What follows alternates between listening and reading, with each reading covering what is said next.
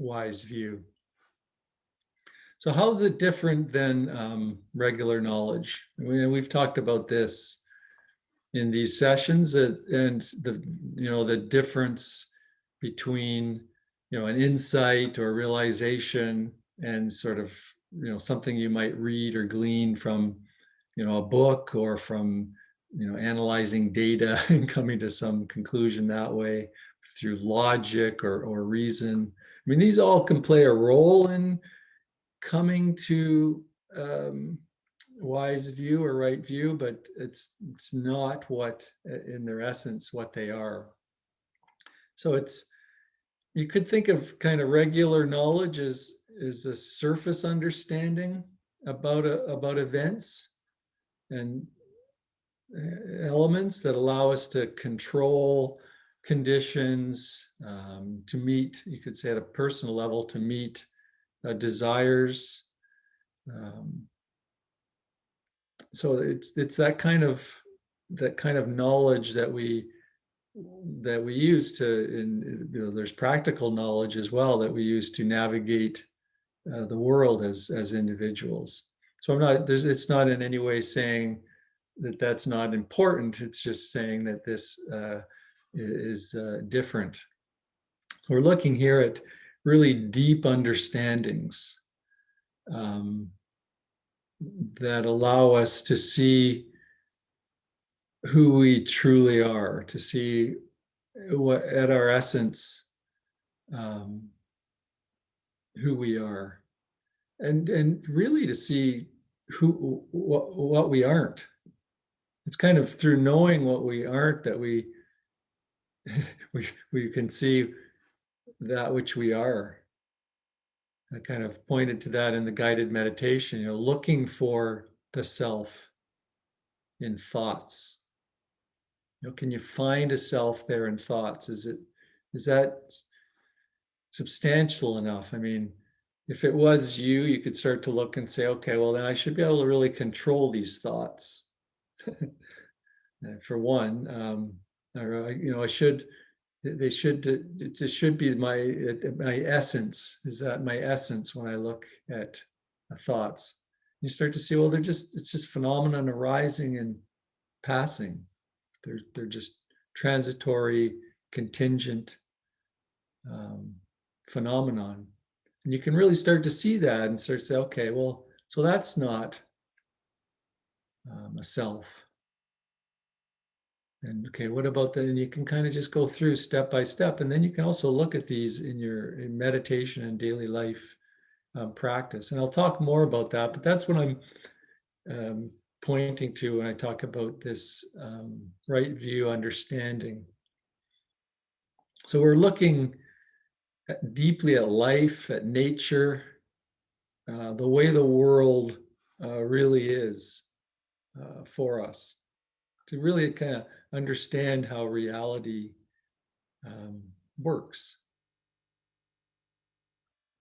You can see how that's quite different than, well, you could say it's maybe quantum physics is looking at that aspect of life and in different ways. But for the most part, practical knowledge is a different animal. One thing we begin to understand is that our view of the world is limited by the way humans are, by the way we see the world, by the way our mind and sense organs experience the world. So that limits, that's a very limiting aspect of what we can grasp or through these limited sense organs. I look at my dog. So he sees the world, experiences the world through his limited sense organs. So his sense of smell, of course, is quite a bit more powerful than a human sense of smell. So he's really experiencing the world as smells. His eyesight is limited. He's not seeing the red-green spectrum. So his sight that's being brought into the brain is different. It's limited by the eyesight sense organ of seeing. So you kind of look at all, the experience of the world of the dog is the way that the dog views it based on this limited abilities that they have. It's the same for humans. We're limited in what we can see by our mind and sense organs. So it's kind of like, you could say it's like looking at snow through orange glasses.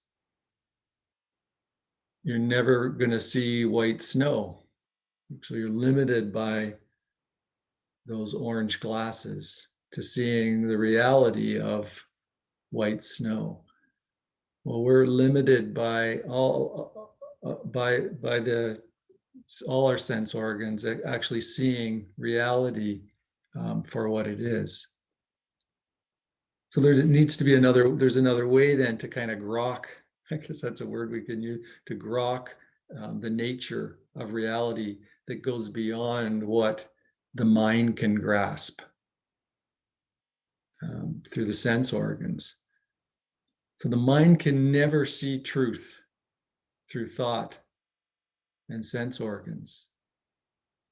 So if we're looking for truth in that way, it just can't be found. It's the limited trying to see the unlimited, the finite, limited mind trying to see the infinite, unlimited reality of being. So we investigate.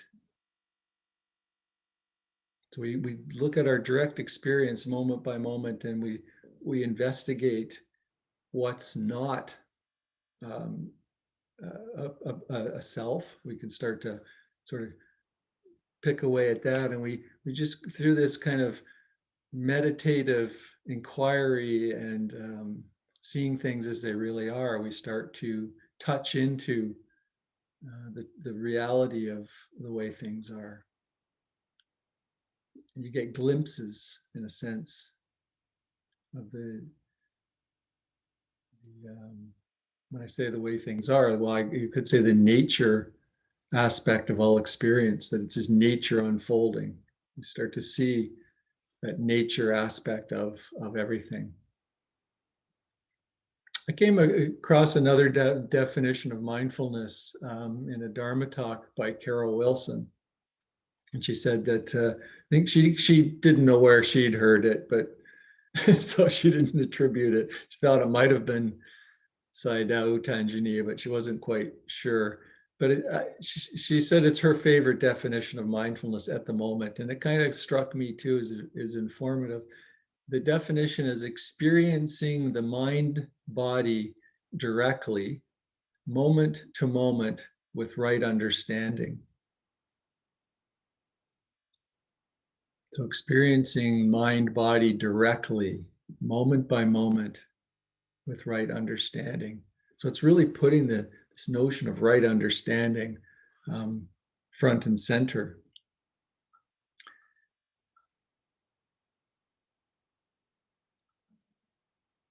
So we